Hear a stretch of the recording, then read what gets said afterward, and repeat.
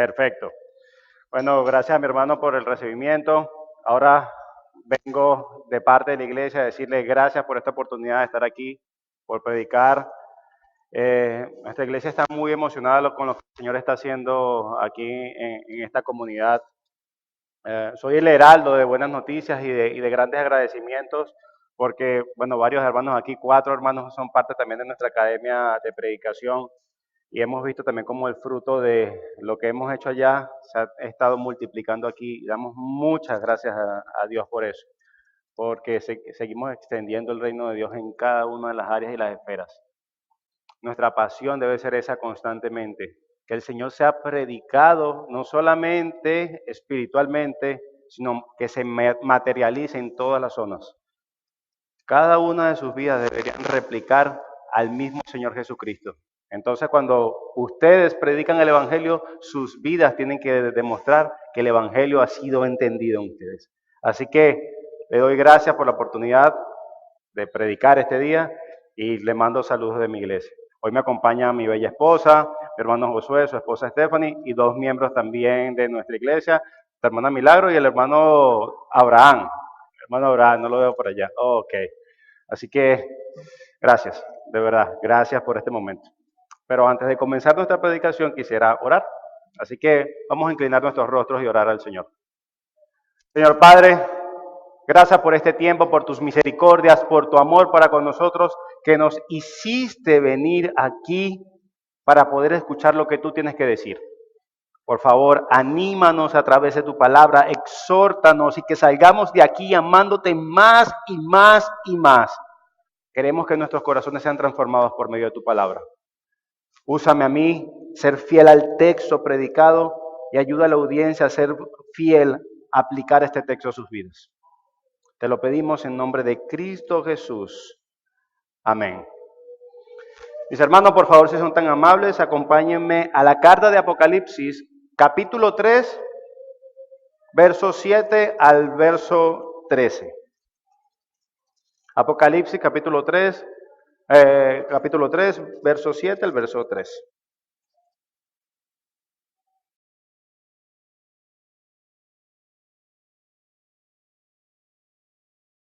Gracias, hermano. ¿Están todos allí? Amén. Dice la palabra del Señor. Escribe al ángel de la iglesia en Filadelfia. Esto dice el santo, el verdadero, el que tiene la llave de David, el que abre y ninguno cierra, y cierra y ninguno abre. Yo conozco tus obras. He aquí he puesto delante de ti una puerta abierta, la cual nadie puede cerrar, porque aunque tienes poca fuerza, has guardado mi palabra y no has negado mi nombre. Verso 9. He aquí, yo entrego de la sinagoga de Satanás a los que dicen ser judíos y no lo son, sino que mienten. He aquí yo haré que vengan y se postren a tus pies y reconozcan que yo te he amado. Por cuanto has guardado la palabra de mi paciencia, yo también te guardaré a la hora de la prueba que ha de venir sobre el mundo entero, para probar a los que moran sobre la tierra. He aquí yo vengo pronto, retén lo que tienes, para que ninguno tome tu corona. Al que venciere, yo lo haré columna en el templo de mi Dios, y nunca más saldrá de allí. Y escribiré sobre él el nombre de mi Dios y el nombre de la ciudad de mi Dios, la nueva Jerusalén, la cual desciende del cielo de mi Dios, y mi nombre nuevo. Verso 13. El que tiene oído, oiga lo que el Espíritu dice a las iglesias. Amén.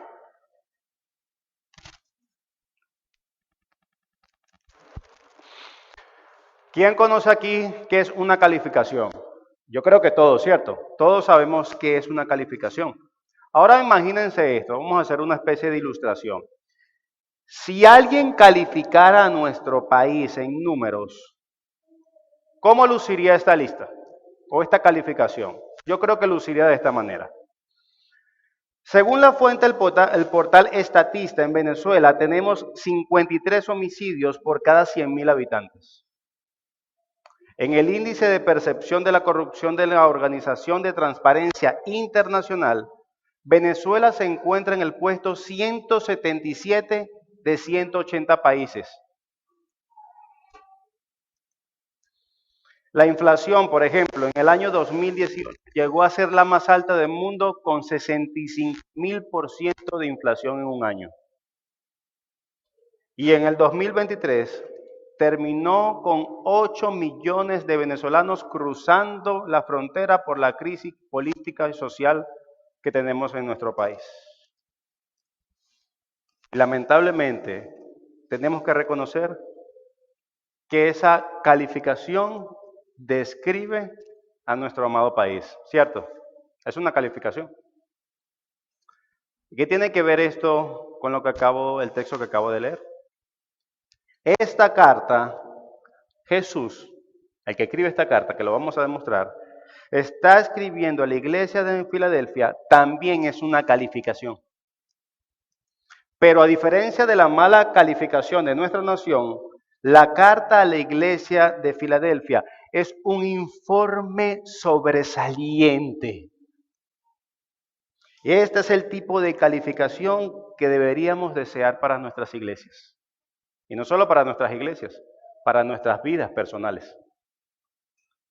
Y hermanos, lo que veremos aquí en adelante no es simple palabras bonitas de Dios o de Cristo a la iglesia, aunque lo son palabras hermosas.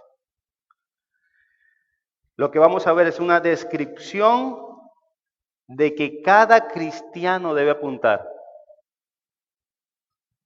y no conformarse con menos de eso. Que Cristo realmente pueda decir, es lo que vamos a ver, que ustedes son fieles. Eso es lo que cada cristiano, cada uno como nosotros deberíamos apuntar. Que Dios te califique, te describa a ti, eres fiel. ¿Quién no querrá escuchar eso? Amén. Yo lo quisiera escuchar. Y eso es exactamente lo que vemos aquí en esta carta de Filadelfia. Cristo calificándolo de manera gloriosa a esta iglesia. Por eso mi argumento para ustedes esta mañana es el siguiente. Solo una iglesia fiel será recompensada. Lo repito. Solo una iglesia fiel será recompensada. Y el título del sermón es, solo los fieles serán recompensados. Y este mensaje estará compuesto, o este sermón estará compuesto por 3 puntos o 3 encabezados. El primero es, el que tiene las llaves del reino para los fieles. Punto número 2, el que mantiene las puertas del reino abiertas para los fieles. Punto número 3, el que da la bienvenida a los fieles al reino de Dios. Y antes de adentrarnos en nuestro texto específicamente, quisiera dar un poco del contexto de la ciudad de Filadelfia. Así que hablemos un poco de la ciudad de Filadelfia. Esta ciudad que describe en la Escritura está ubicada en el corazón de Asia Menor, lo que hoy se conoce como la Turquía moderna. Y esta era una ciudad de cruces de caminos comerciales. ¿Y qué quiere decir esto? Cuando una ciudad se encontraba en cruces de muchas naciones y cruces comerciales, esto quiere decir que hacían muchas transacciones comerciales. Por ende, Filadelfia tenía buenos recursos financieros.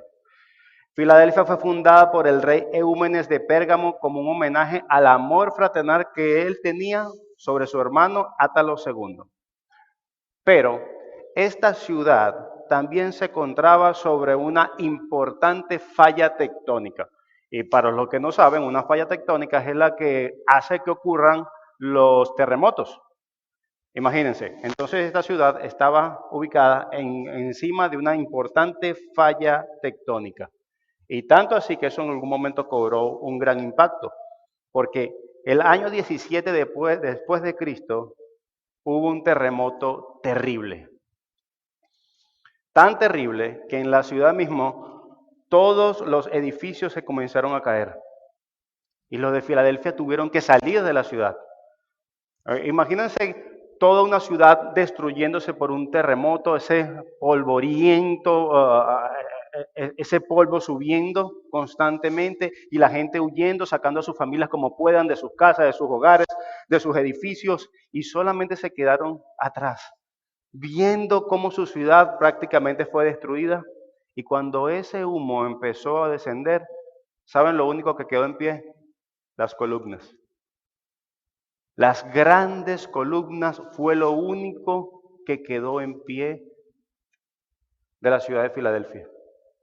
Y ellos entonces comenzaron a vivir toda esa población fuera de la ciudad. Es como decir que pasó en Caracas y estamos viendo a la distancia, allá quedaba Filadelfia. Filadelfia se trasladó. Y ese era el contexto situacional que tenía esta iglesia o esta ciudad. Y obviamente la iglesia es parte de la sociedad. Todos lo vivieron. Es importante y lo vamos a saber por qué. Así que sin más preámbulos, vamos a ir para el primer punto. El que tiene las llaves del reino para los fieles. Verso 7. Escribe al ángel de la iglesia en Filadelfia. Esto dice el santo, el verdadero, el que tiene la llave de David, el que abre y ninguno cierra, y cierra y ninguno abre. Hermanos, cuando tú escribes una carta, obviamente es importante a quién va dirigida. Yo no voy a escribir una carta para un niño de la misma manera que se lo voy a escribir a un adulto, o a mi esposa, o a una institución del gobierno, ¿cierto? Dependiendo a quién va dirigida, uno hace una dedicación diferente, una introducción diferente, y en este caso también tiene particularmente es diferente a las demás cartas. Y es sumamente importante entender esto, porque el que está escribiendo esta carta es nada más y nada menos que Jesús. Jesús se presenta en cada una de las cartas de Apocalipsis a las iglesias, y para los cristianos específicamente de Filadelfia, Jesús, como lo vemos en el texto que acabamos de leer, es el santo, es el verdadero y es el que tiene la llave de David. ¿Pero qué significa esto? Es el santo, es el verdadero, es el que tiene la llave de David. ¿Por qué Jesús al introducir su carta dice eso? Pues el santo, en el Antiguo Testamento se reservaba el término santo exclusivamente a Dios mismo. Solo Él es santo. Cuando vamos al Antiguo Testamento y cada vez que utilizan la palabra santo es referirse a Dios. Y Jesús se está entonces identificando a sí mismo como Dios. Jesús nos escribe no simplemente como nuestro amigo, aunque lo es, o la iglesia de Filadelfia, ni tampoco como un maestro, sino como el Hijo plenamente divino de Dios.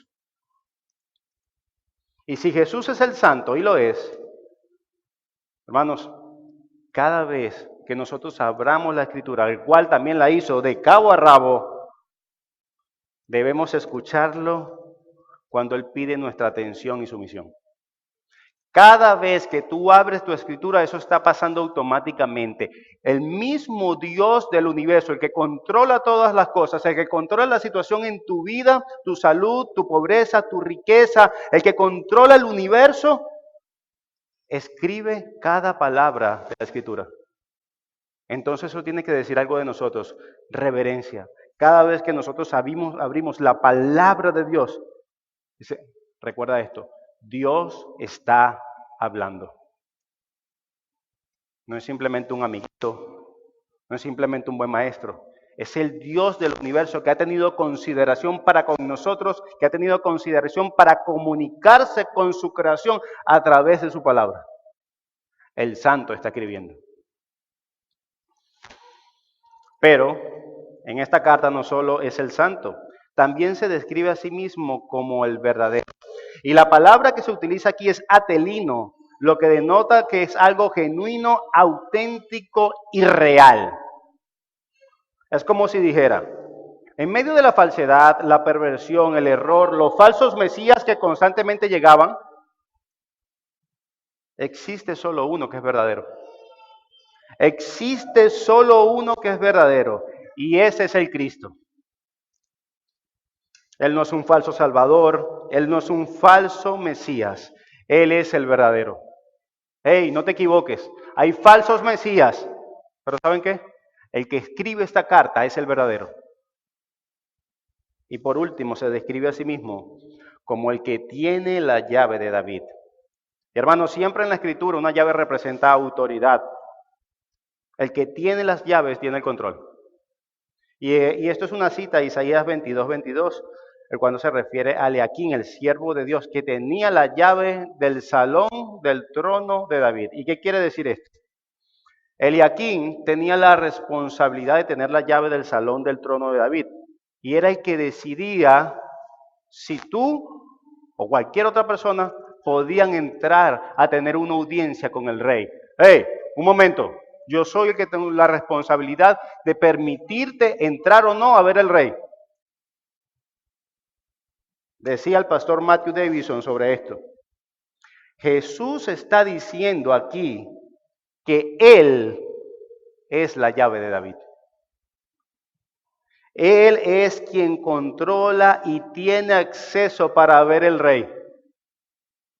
Él es quien nos permite a la entrada del salón del trono o no.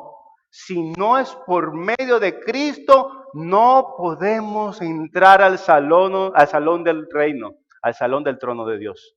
Él es la llave de David. ¿Y qué ha hecho Jesús con esta llave? También responde ese texto. Pues, esta llave es la que abre y ninguno cierra, y cierra y ninguno abre.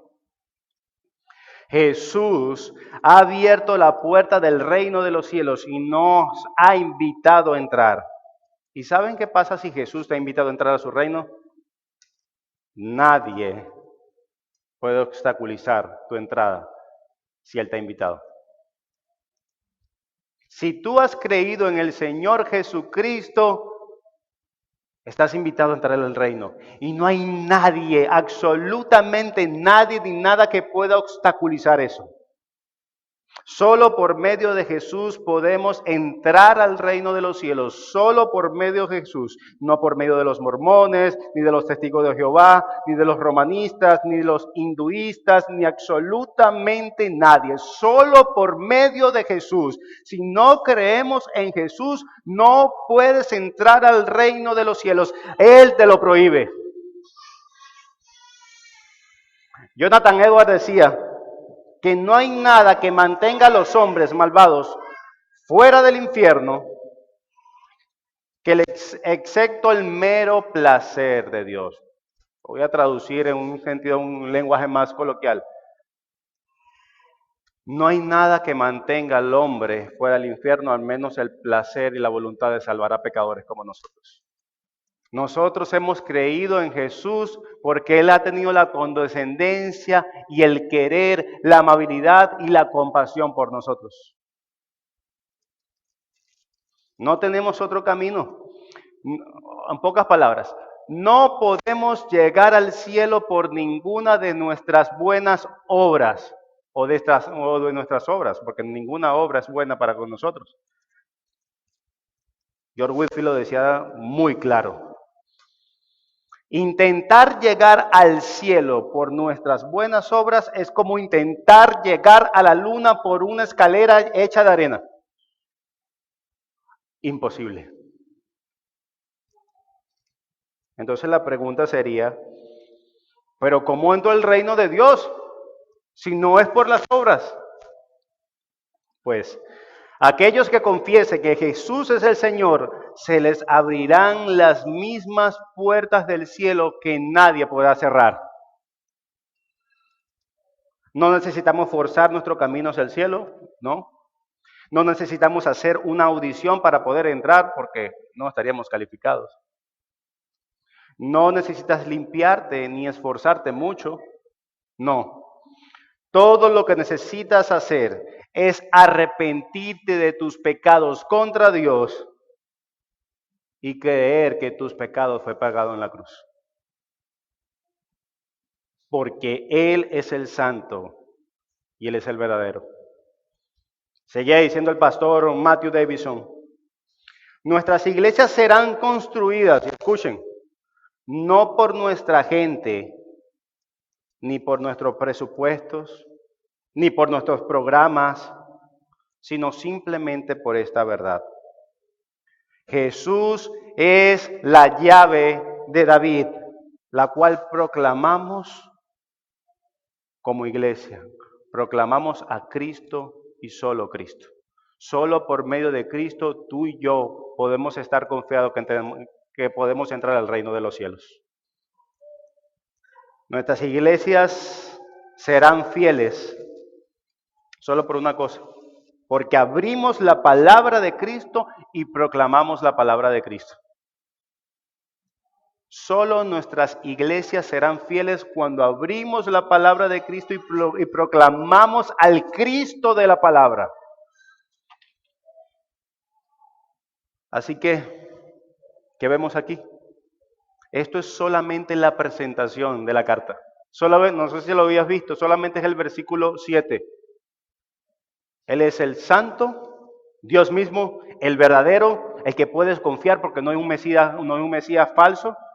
Y es el que tiene la llave de David. Es el único que te puede permitir entrar al reino de los cielos a los fieles. Amén. Ese es el primer punto. Lo que nos lleva a nuestro segundo. El que mantiene las puertas del reino abiertas para los fieles. Verso 8. Cristo diciéndole a la iglesia de Filadelfia: yo conozco tus obras.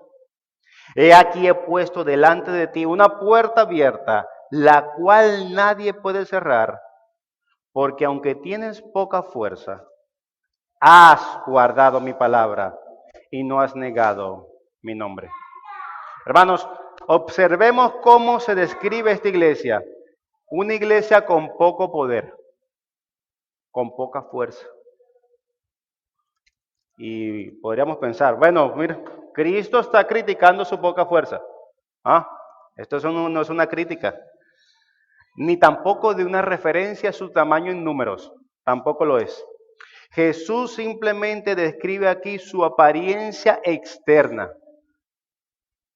Parecen pequeños, carentes de poder o de influencia. Sin embargo, el que diga que Cristo estaba recriminando porque tenía poca fuerza, no tiene dignidad, eso es totalmente falso. Imaginémonos un momento, este pequeño número de creyentes reuniéndose en casa durante las semanas, realizando las mismas actividades que hacemos nosotros, visitando a los enfermos, predicándole el evangelio, predicando casa por casa evangelismo, predicando constantemente los domingos, reuniéndose para adorar a su Señor como nosotros lo estamos haciendo hoy. En la semana reuniéndose a orar, proclamando el evangelio no solamente de manera intelectual, sino con su vida. ¿Y saben por qué hacían esto? Porque eran fieles. Ellos hacían lo que Dios le había mandado hacer, porque eran fieles. Y eso es lo que hacen los fieles. Los fieles toman la palabra de su Dios y comienzan a vivirla. Constantemente. Ellos predicaban el evangelio, ellos proclamaban el evangelio, demostraban al mundo el evangelio porque eran fieles. Y por hacer esto enfrentaban una gran oposición. Habían sido expulsados de las sinagogas. Algunos los veían como una amenaza social. E incluso podían haber perdido amigos o familiares por su fe en Jesús. Ellos encarnaban el texto de Job, específicamente Job 23:12. Decían: del mandamiento de sus labios nunca me separé. Guardé las palabras de su boca más que mi comida. Era una descripción que ellos estaban viviendo a la luz de esto. He guardado los mandamientos de mi boca. He guardado los mandamientos que Dios me ha mandado. Absolutamente todos. Y Jesús los alaba por eso, por ser fieles. Porque a pesar de todo lo que habían contra ellos, no negaron el nombre de Jesús. Y eso es lo que agrada a Jesús.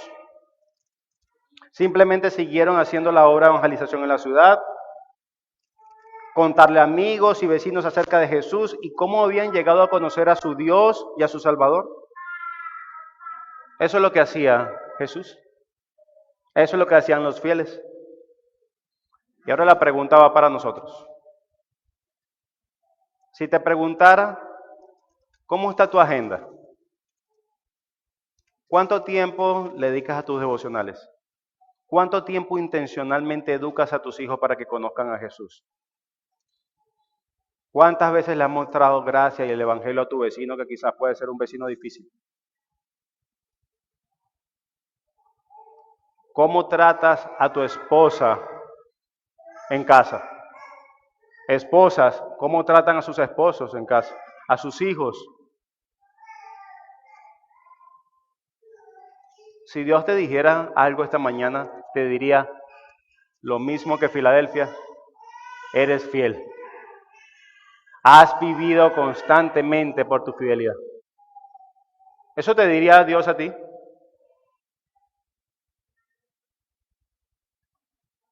Y algunos dirán, no, mi hermano, es que tú no conoces el contexto de Santa Teresa. Aquí es difícil, mira, trasladarse, predicar a otros. Oh, aquí es difícil. Quizás en otros lugares es más fácil. Aquí vivimos lejos. Y quizás si fuéramos más, si tuviéramos más influencia, si fuésemos más famosos en las redes sociales, quizás podríamos ser más fieles. Quizás es que no hace falta recursos. Quizás es que somos muy pocos. Quizás es que sabemos poco de teología, es por eso que no impactamos. Sería más fácil ser fieles si tuviésemos todo esto. Pero eso es una mentira. La iglesia de Filadelfia era pequeña y débil. Pero esta era una iglesia especial a la que Jesús amaba. Sus números no importaban. Sus recursos financieros no importaban. Pero sí importaba para Jesús que ella fuera fiel. Habían guardado el nombre de Jesús. Ellos eran fieles en todos los mandamientos. Y al final del día eso es lo que cuenta. Ese es nuestro único trabajo. Porque si nos ponemos a pensar constantemente de si tuviera más, mira los dones que tiene esta iglesia, o mira los dones que tiene aquel, o los recursos, te lo voy a decir de una manera franca. ¿Qué te importa a ti que Jesús haya prosperado a otros? Tú sé fiel. ¿Qué te importa a ti que Jesús haya dado gracia a otra persona o a otra iglesia? ¿Qué te importa? Y con todo respeto se lo digo. A Dios lo que le importa, lo que le agrada, su sonrisa se muestra para los fieles. Así que no vivamos en un mundo de autocompasión y viéndose, es que los demás tienen, porque literalmente está diciendo, Dios, te equivocaste con nosotros. Mira aquellas iglesias que bendeciste y a nosotros no. Mira. Es como si estuviésemos diciendo a Dios, tú nos odias. Quizás no llegaríamos a ese nivel diciéndolo con palabras. Mira cómo bendeciste a esa familia. Tú nos odias.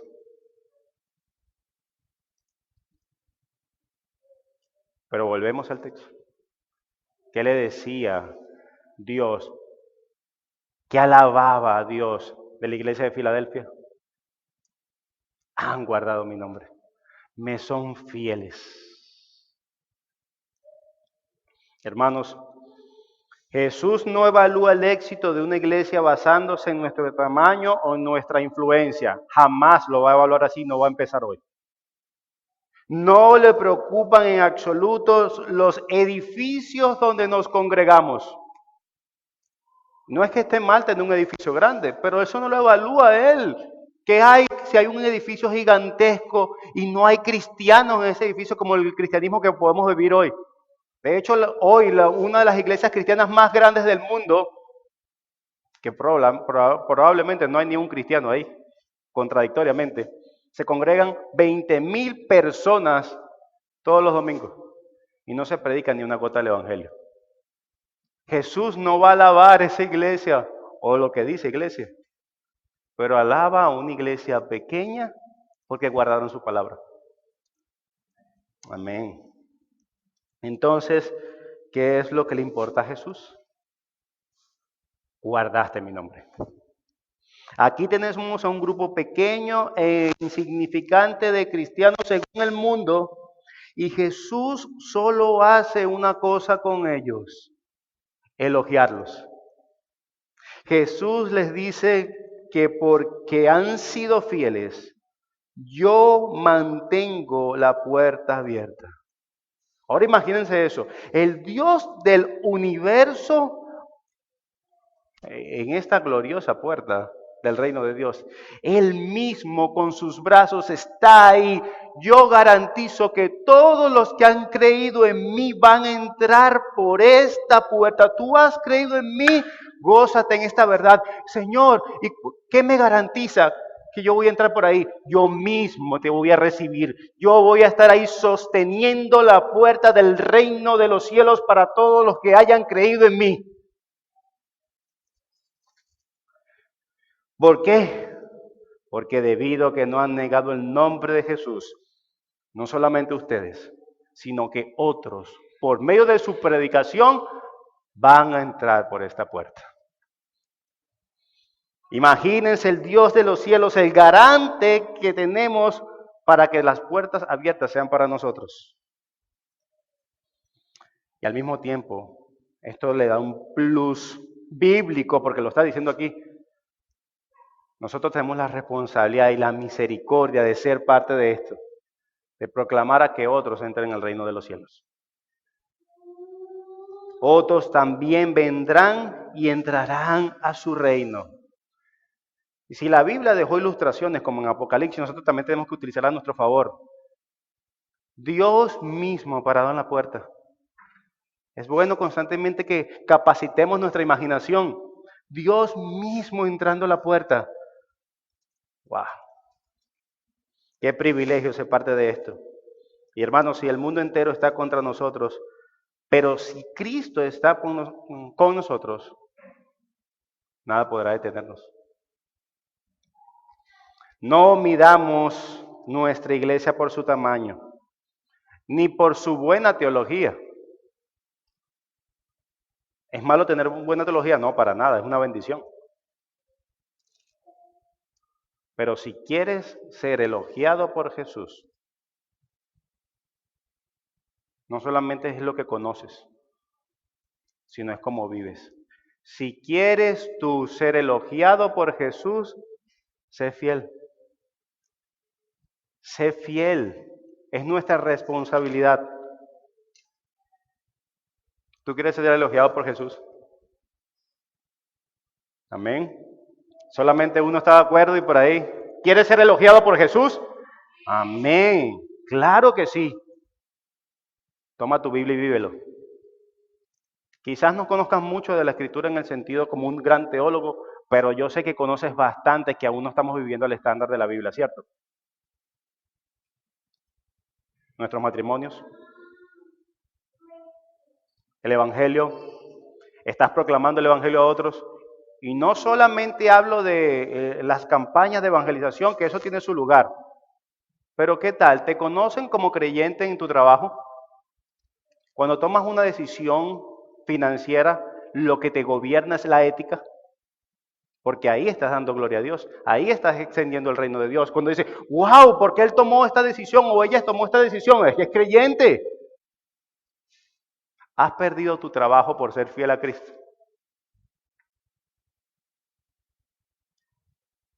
¿Has vivido conforme a estas verdades? Porque solamente los fieles van a ser elogiados por Jesús. Lo que nos lleva a nuestro tercer punto. El que nos da la bienvenida al reino de los cielos. Vamos a leer desde el verso 9 al 13, pero de manera desglosada. Primero vamos a leer el verso 9. Dice, he aquí yo entrego en la sinagoga de Satanás a los que se dicen ser judíos y no lo son, sino que mienten. He aquí yo haré que vengan y se postren ante tus pies y reconozcan que yo te he amado. Según este texto, por la fidelidad de la iglesia en Filadelfia a la palabra de Dios, enfrentarán problemas y hostilidades del pueblo judío.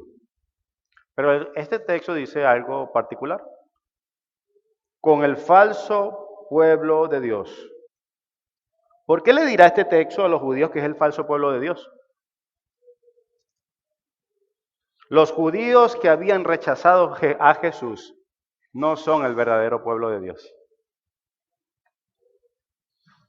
Ahora son parte de la sinagoga, según Dios, de la sinagoga de Satanás, porque creen las mentiras de Satanás sobre Jesús. ¿Y cuál era la mentira? Que Jesús no era Dios.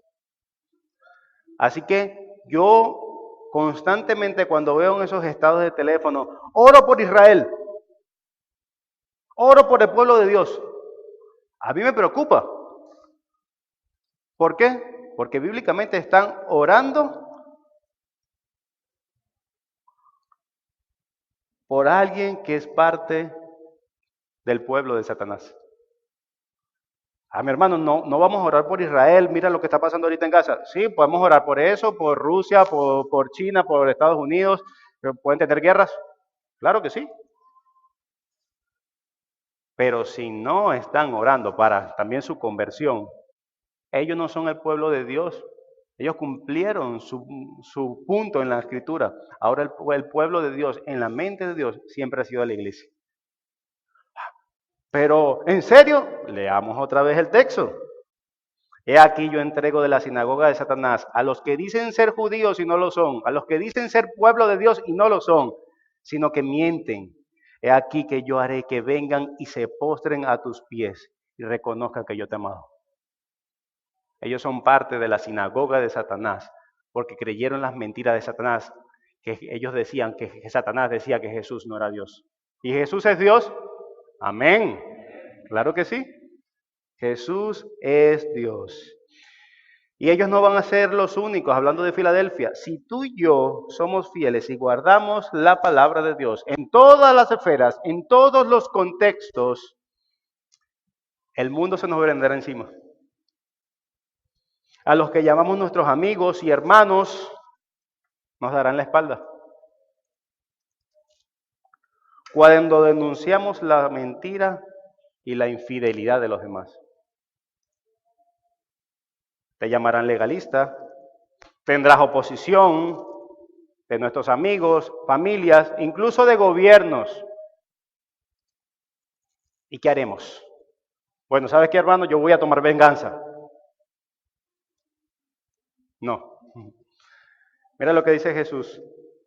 A los que dicen ser judíos y no lo son, pero mienten, he aquí que yo haré que vengan. Él hará que vengan y se postren ante tus pies y sabrán que yo te he amado.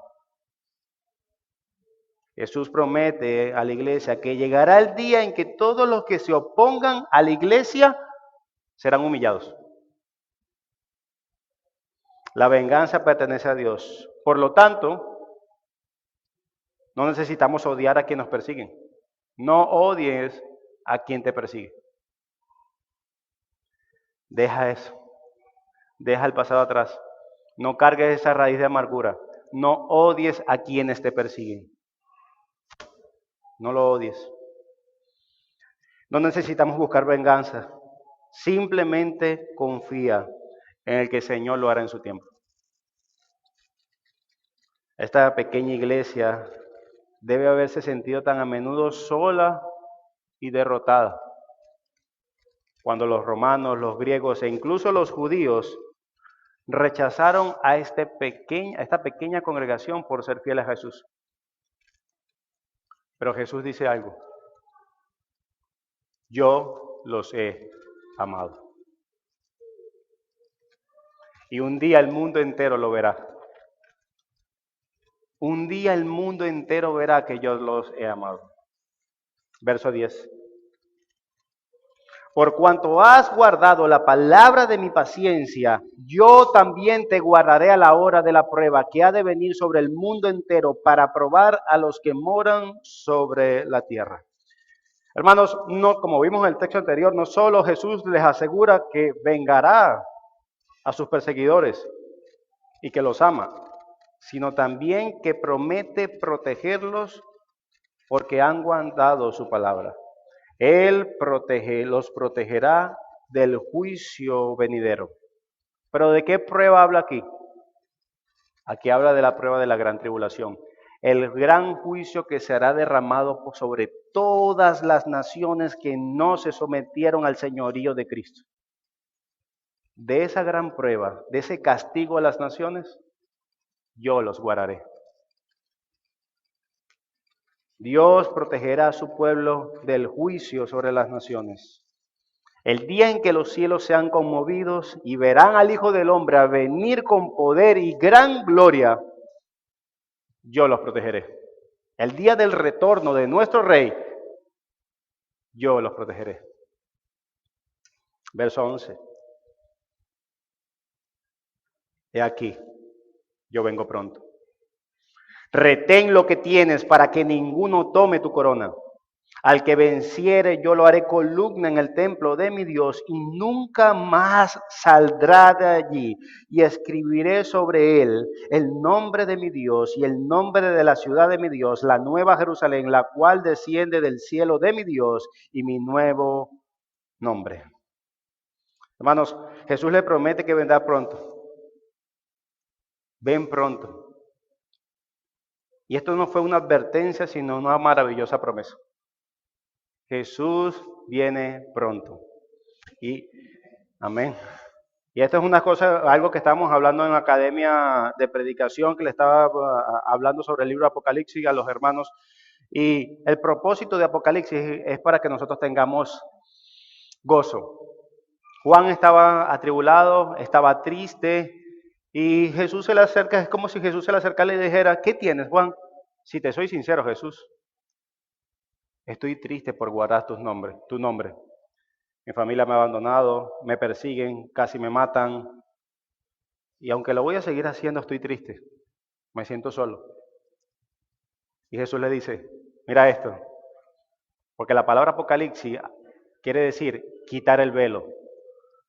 Y después de estas cartas, específicamente, Jesús corre el velo, dice, mira lo que le espera a los que son fieles. Mira lo que espera a los que son fieles. Jesús le da un mandamiento de seguir reteniendo la fe en la corona. Y solo después, viene a darle su recompensa. Sé fiel, tú recibirás la recompensa. Una corona. Y haré de ustedes columna del templo de mi Dios. ¿Qué lenguaje tan difícil? No, ya bajamos a ver por qué hice la introducción.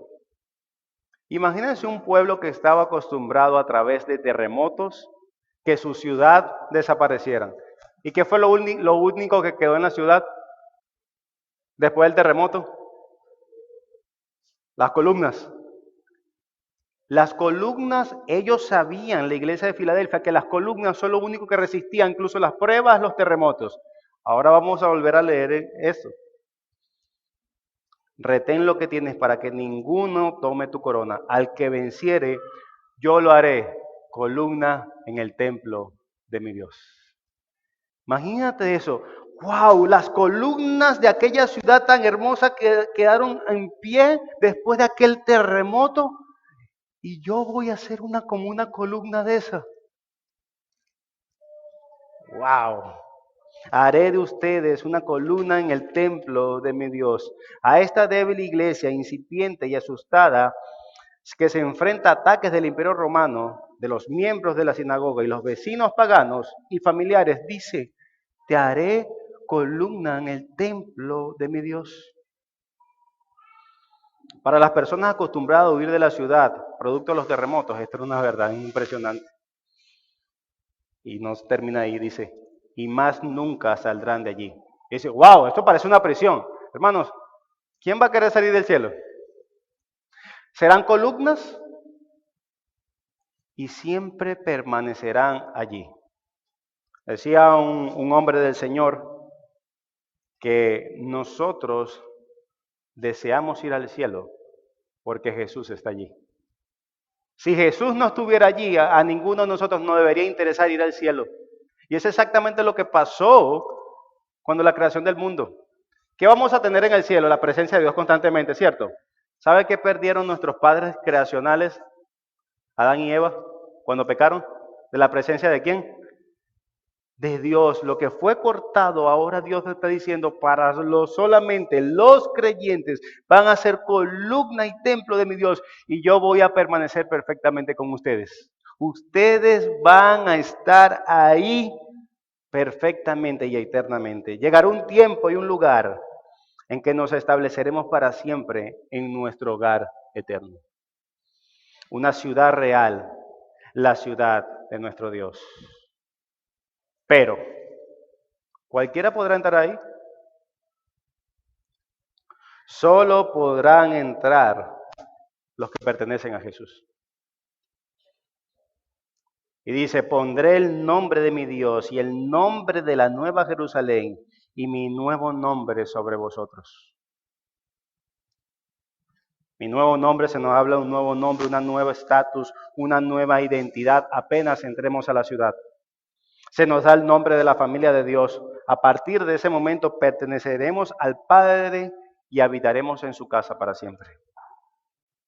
Seremos suyos para siempre, así como Jesús se vuelve nuestro para siempre.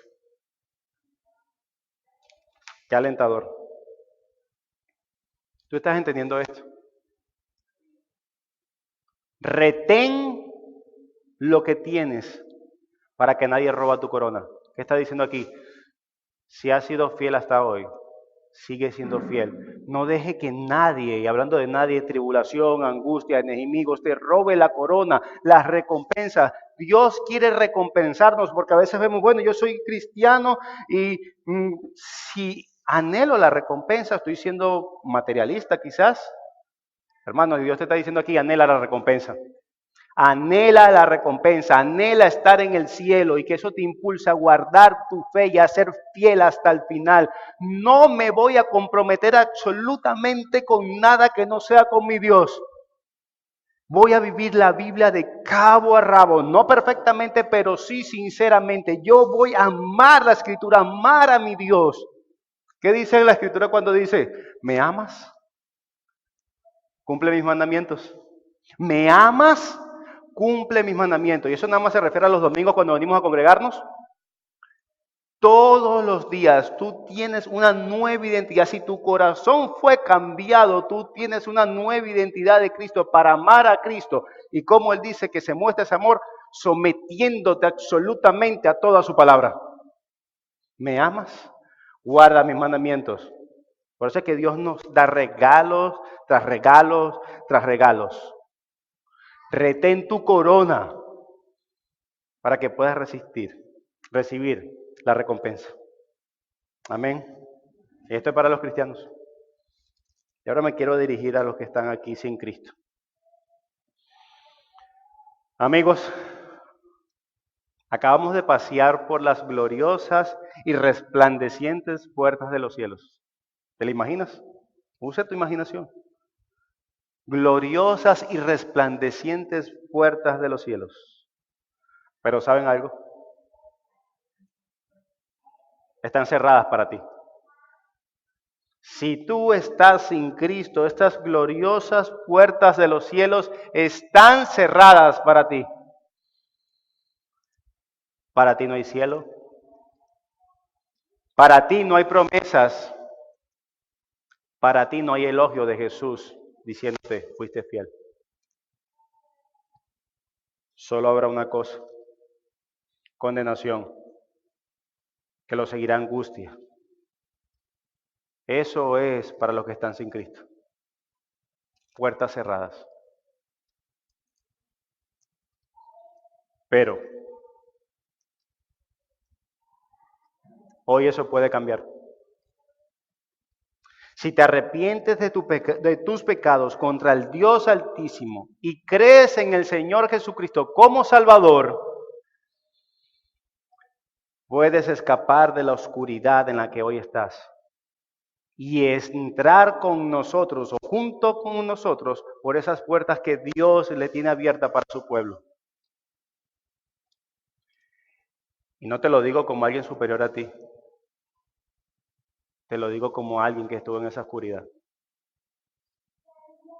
Y que al creer en Cristo, salí de esa oscuridad a la luz. Acepta la libre oferta del Evangelio. No tienes que ser condenado. Las puertas del cielo pueden estar abiertas para ti. Pero la única condición es que te arrepientas de tus pecados y creas que Él puede pagar por eso. Y puedes entrar junto con nosotros a la puerta de los cielos. Puedes entrar y Dios te va a llamar dulcemente. Ahora tú también serás una columna y templo de mi Dios. Tú podrás habitar eternamente junto con nosotros. Solo si crees en Cristo. Arrepiente de tus pecados, de haber pecado contra el Dios de la Biblia. Y cree en el Señor Jesucristo. Ese es mi ruego y mi deseo para ti. Todos los cristianos que estamos aquí experimentamos lo mismo que tú. Oscuridad. Hasta que creímos en el Señor Jesucristo. Arrepiéntete y cree. Ven a Cristo. Y todas esas promesas de la iglesia de Filadelfia también están a tu disposición. Amén. Y hermanos, quiero recordarte algo. Quiero recordarte tu estatus. Y lo quiero hacer con una pregunta. Personalmente, ¿sabes quién eres? Porque puede ser que a través de las tribulaciones, angustias, aflicciones familiares, enfermedades, puede ser que te sientas pequeño, puede ser que veas la escritura y wow, casi no entiendo nada, te ves débil, o incluso ves tu vida y parece que eres irrelevante en una sociedad. No tengo estos dones de conocer la escritura. Wow, estos hombres abren la palabra y sacan cuantas cosas de ahí. Yo no puedo hacer eso. A veces nos sentimos así. Y podrías pensar que eres impotente y a veces hasta un fracaso podríamos pensar. Pero si eres un seguidor de Jesús, si has creído en el Señor Jesucristo, quiero recordarte algo. Vas a entrar al reino de los cielos. Eres suyo. Tú creíste, si creíste en el Señor Jesucristo, eres suyo. Y nada, absolutamente nada te va a impedir entrar al reino de los cielos y disfrutar de todas estas promesas que la misma iglesia, Dios se lo dio a ellos. Así que te animo a retener lo que tienes. Retén la fe, sé fiel, que salgas de aquí hoy renovando tu fe. Digo, Señor, ayúdame a ser fiel. Mira todas las cosas que han sido irregulares en mi vida cristiana. Dame la gracia para ser fiel. Mira aquellas recompensas. Recuérdame por medio de tu palabra y de tu espíritu. Ser fiel. Eres suyo y serás suyo para siempre. Verso 13. El que tiene oído, oiga lo que dice el Espíritu a las iglesias. Esto quiere decir, solo los fieles serán recompensados. Manténganse, y esto es a la iglesia, manténganse resueltamente enfocado en construir una iglesia que ame a Jesús, que ame servir a Jesús y que ame dar a conocer a Jesús. No debemos negar el nombre de Jesús, no debemos perder nuestra confianza en Jesús Y no podemos olvidar jamás que somos amados por Jesús. ¿Quieres que el Señor te llame cuando te llegue el momento? Buen siervo fiel, entra en la presencia de tu Señor. Esas sublimes palabras que todo cristiano quiere escuchar. Pues, para eso, sé fiel y retén lo que ya tienes, para que nadie robe tu corona. Oremos. Señor Padre, ayúdanos a ser fiel. Ayúdanos a ver con claridad esta palabra, a ir constantemente, no solamente hoy, sino ir de una vez a la iglesia de Filadelfia, una y otra vez, recordar estas maravillosas promesas y riquezas que tenemos para con tu pueblo. Ayúdanos a disfrutar de ella, a fantasear con ella, a animar nuestras almas con tu promesa. Danos la gracia para ser fiel. Somos muy débiles, necesitamos de tu poder para ser fiel. Así que, Señor, ayúdanos como iglesia local a ser fiel a tu palabra. Oh Dios, te lo pedimos en nombre de Cristo Jesús.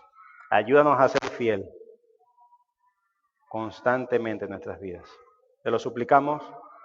Amén.